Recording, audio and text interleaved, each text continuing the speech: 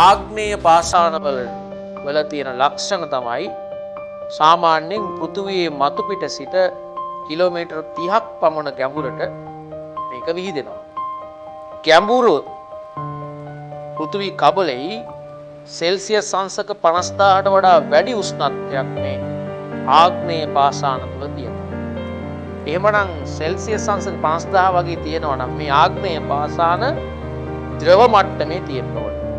ඒවා තමයි ද්‍රව පාෂාණ කියන්නේ මැග්මා ලෝදිය කියලා කියන්නේ ගිනි කඳු පිපිරීම වැනි ගිනි කඳු පුපුරනකොට ඒ මැදින් ගලා එන මැග්මා ආග්නේය පාෂාණ.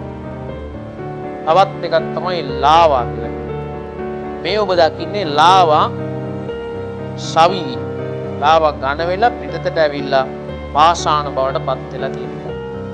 එවැනිම පාෂාණයක් තියෙනවා තාම ලස්සන බැසෝල්ට් වලින් හැදිච්ච බැසෝල්ට් කන්දක්